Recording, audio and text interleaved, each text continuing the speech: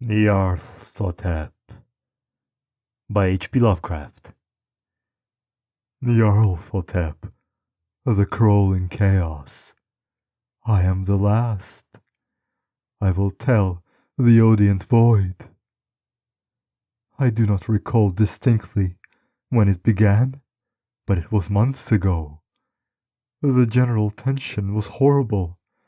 To a season of political and social upheaval was added a strange and brooding apprehension of hideous physical danger, a danger widespread and all-embracing, such a danger as may be imagined only in the most terrible phantasms of the night.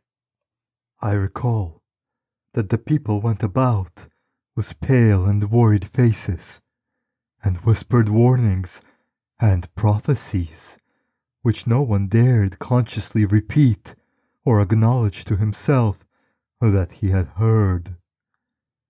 A sense of monstrous guilt was upon the land, and out of the abyss between the stars swept chill currents that made men shiver in the dark and lonely places.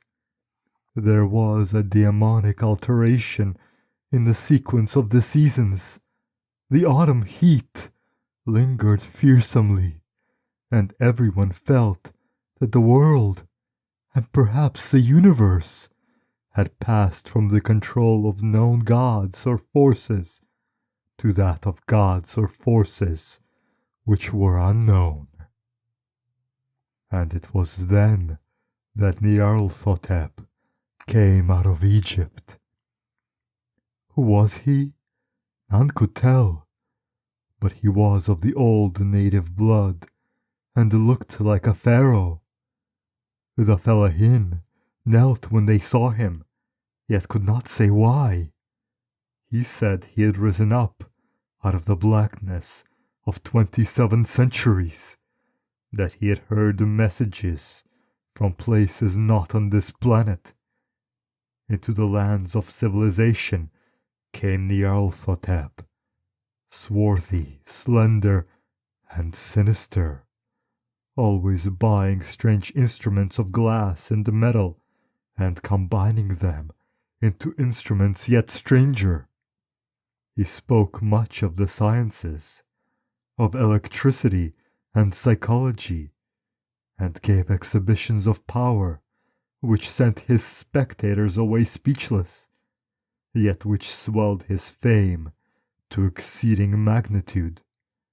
Men advised one another to see Nyarlathotep, and shuddered. And where Nyarlathotep went, rest vanished, for the small hours were rent with the screams of nightmares. Never before had screams of nightmares been such a public problem. Now the wise men almost wished they could forbid sleep in the small hours, that the shrieks of cities might less horribly disturb the pale, pitying moon as it glimmered on green waters gliding under bridges, and old steeples crumbling against a sickly sky.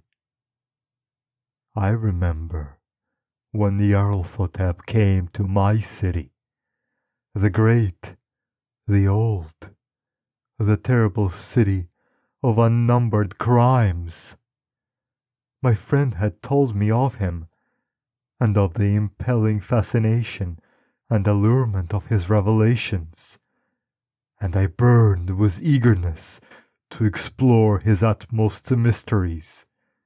My friend said they were horrible and impressive beyond my most fevered imaginings, that what was thrown on a screen in the darkened room prophesied things none but Nyarlathotep dared prophesy, and that, in the shudder of his sparks, there was taken from men that which had never been taken before, yet which showed only in the eyes. And I heard it hinted abroad that those who knew Nyarlathotep looked on sights which others saw not. It was in the hot autumn that I went through the night with the restless crowds to see Nyarlathotep, through the stifling night and up the endless stairs into the choking room, and shadowed on a screen I saw hooded forms amidst ruins, and yellow evil faces peering from behind fallen monuments, and I saw the world battling against the darkness, against waves of destruction from ultimate space, whirling, churning, struggling around the dimming, cooling sun. Then the sparks played amazingly around the heads of the spectators, and hair stood up on end, whilst shadows more grotesque than I can tell came out and squatted on the heads. And when I, who was cooler and more scientific than the rest, mumbled a trembling protest about imposture and static electricity, Nyarlathotep drave us all out, down the dizzy stairs, into the damp, hot, deserted midnight streets. I screamed aloud that I was not afraid, that I never could be afraid. The others screamed with me for solace. We swore to one another that the city was exactly the same, and still alive, and when the electric lights began to fade, we cursed the company over and over again, and laughed at the queer faces we made. I believe we felt something coming down from the greenish moon, for when we began to depend on its light, we drifted into curious, involuntary formations, and seemed to know our destinations, though we dared not think of them. Once we looked at the pavement and found the blocks loose and displaced by grass, with scarce a line of rusted metal to shew where the tramways had run. And again we saw a tramcar, lone, windowless, dilapidated, and almost on its side. When we gazed around the horizon, we could not find the third tower by the river, and noticed that the silhouette of the second tower was ragged at the top. Then we split up into narrow columns, each of which seemed drawn in a different direction. One disappeared in a narrow alley to the left, leaving only the echo of a shocking moan. Another filed down a weed-choked subway entrance, howling with a laughter that was mad. My own column was sucked down the open country, and presently felt a chill which was not of the hot autumn, for as we stalked out on the dark moor, we beheld around us the hellish moon glitter of evil snows, trackless, inexplicable snows, swept asunder in one direction only, where lay a gulf all the blacker for its glittering walls. The column seemed very thin indeed, as it plodded dreamily into the gulf.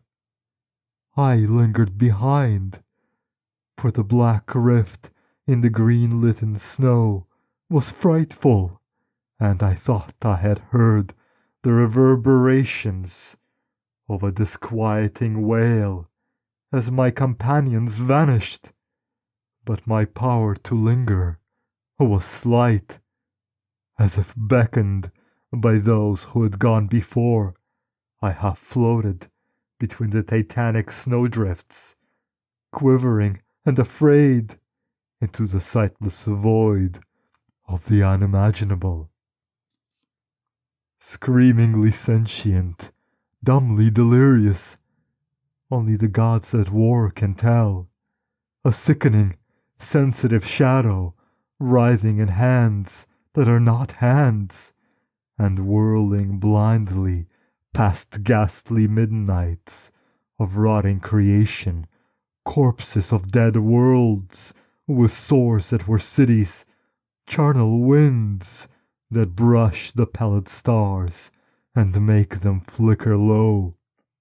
Beyond the worlds, vague ghosts of monstrous things, half-seen columns of unsanctified temples that rest on nameless rocks beneath space and reach up to dizzy vacua above the spheres of light and darkness. And through this revolting graveyard of the universe, the muffled, maddening beating of drums and thin, monstrous whine of blasphemous flutes from inconceivable, unlighted chambers beyond time, the detestable pounding and piping whereunto dance slowly, awkwardly, and absurdly the gigantic, tenebrous, ultimate gods, the blind, voiceless, mindless gargoyles, whose soul is Nyarlathotep.